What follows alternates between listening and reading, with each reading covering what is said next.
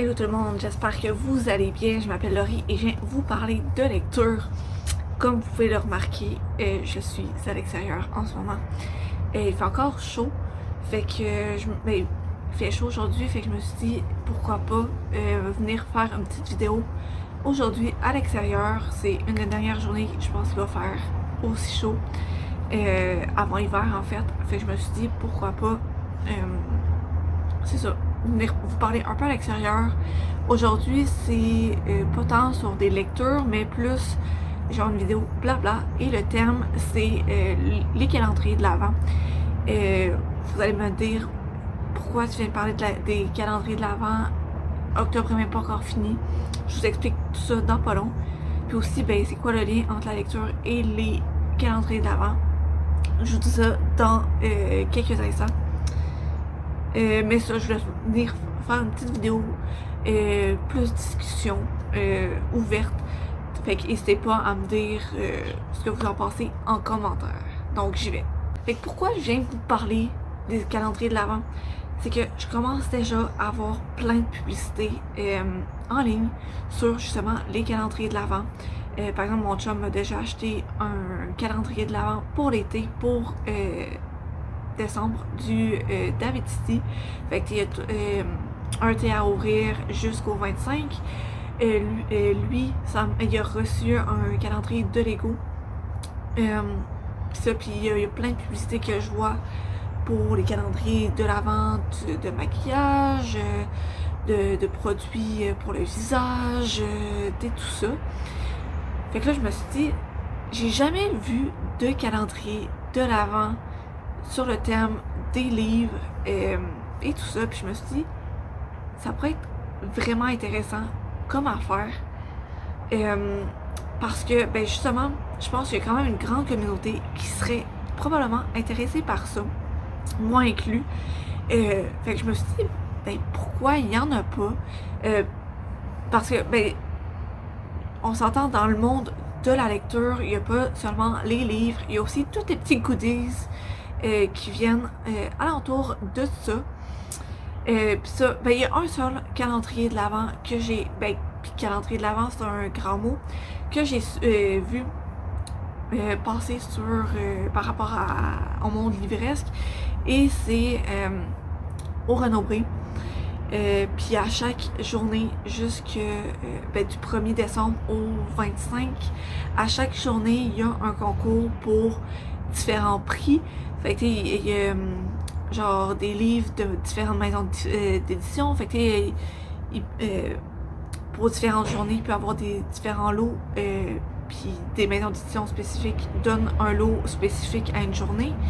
Il y a aussi des jeux de société. Fait que je sais pas c'est quoi le mot, mais genre la même chose que les maisons d'édition, mais comme une compagnie qui fait certains jeux, ben offre une journée certains jeux. Une autre journée, c'est comme une autre compagnie qui fait des jeux qui en offre.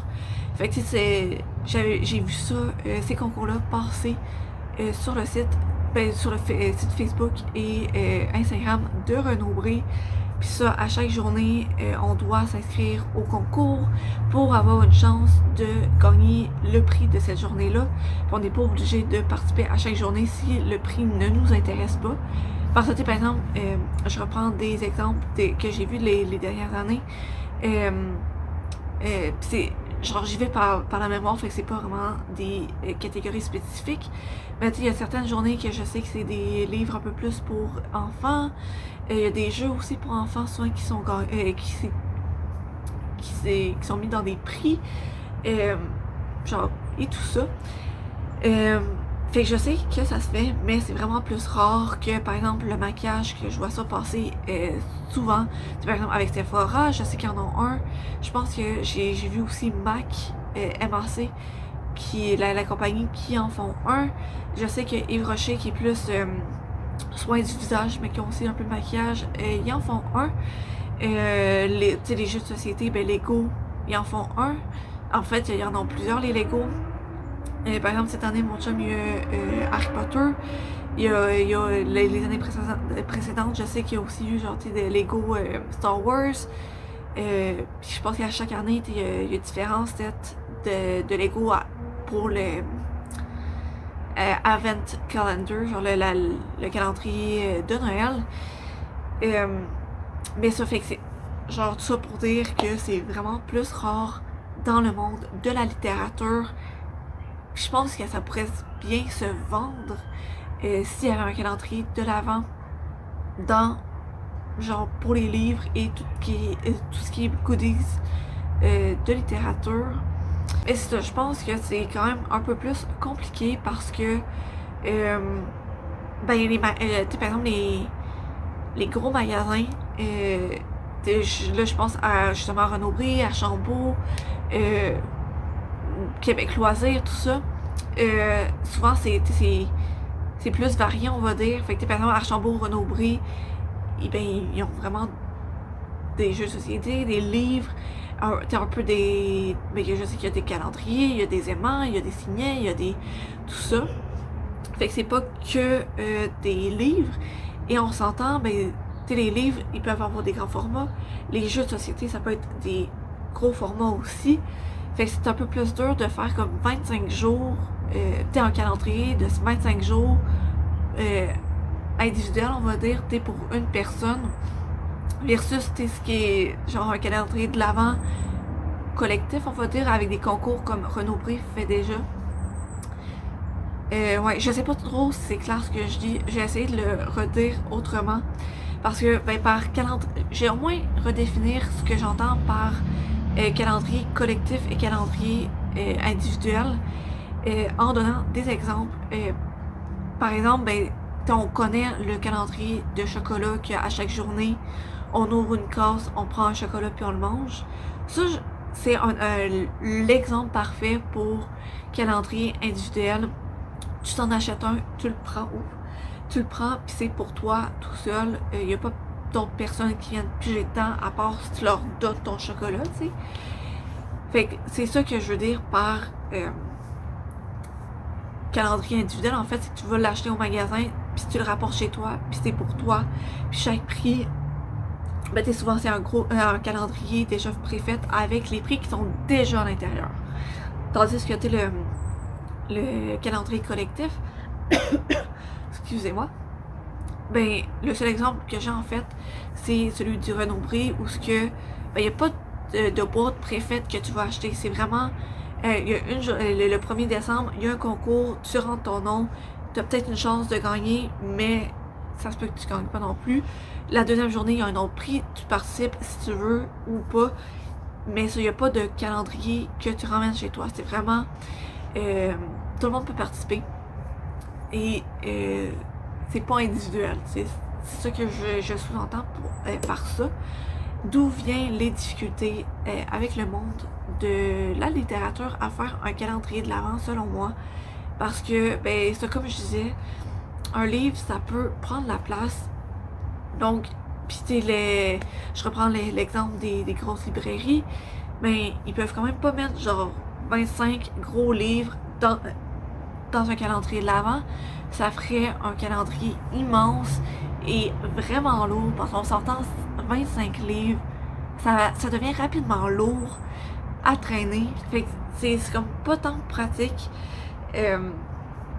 C'est pas tant pratique, c'est pas tant faisable, on va dire. Mais il pourrait, justement, autre idée dérivée de ça, c'est pas nécessairement juste des livres qui pourraient rentrer là-dedans. Le nombre de signets, genre il y a quelques signets qui pourraient être mis dans ces calendriers-là. Pas seulement des signets, mais signets, il y a justement carte postale ou calendrier calendrier normal, mais sous le terme d'un livre ou d'un monde fantastique, un autre monde. Et ça pourrait être des tasses avec des écritures se rapportant à la littérature. Plein de petits prix de ce genre-là, mais je pense qu'encore une fois, c'est un peu la même question de l'espace, parce que on s'entend, un signet versus une tasse versus un livre, ça n'a pas la même grosseur. Fait que faire tout ça peut être difficile. honnêtement, je sais pas trop où je sais pas trop où ce que je m'en vais avec cette discussion-là. C'est juste genre justement un questionnement qui m'est popé en tête, genre pourquoi il n'y a pas de calendrier de l'Avent. C'est un sujet que je voulais lancer à la discussion. Parce que, ben ça, moi, ça, je me dis genre, ok, ben oui, ce serait cool un calendrier de l'Avent, mais tu sais, il y a plein de difficultés. Fait que je peux comprendre pourquoi il n'y en a pas, mais ce serait vraiment cool, je serais vraiment preneuse, j'en achèterais un. Puis je voulais délancer un peu mes états d'âme sur la question. Fait que, mais n'hésitez pas à me dire, vous, ce que vous en pensez en commentaire, de venir échanger avec moi, en fait. Ça me ferait, j'aimerais ça, parce que, ben, peut-être que j'ai pas pensé à certains aspects qui viennent rentrer en jeu, qui pourraient faire en sorte qu'il y ait un calendrier de l'Avent littéraire ou qu'il n'y en ait pas, ou peu importe. Fait que s'il y a quelque chose qui vous pop en tête par rapport à ça, à ce sujet-là, n'hésitez pas à me l'écrire en commentaire. Mais sinon, je pense que je vais finir ma vidéo ici, parce que j'ai pas mal fait le tour de mes idées sur le sujet. Mais ça, c'est vraiment plus une vidéo style je parle pour parler sur un sujet. Mais c'est ça. Fait que je vais vous laisser ici. Et on se revoit dans la prochaine vidéo. Bye.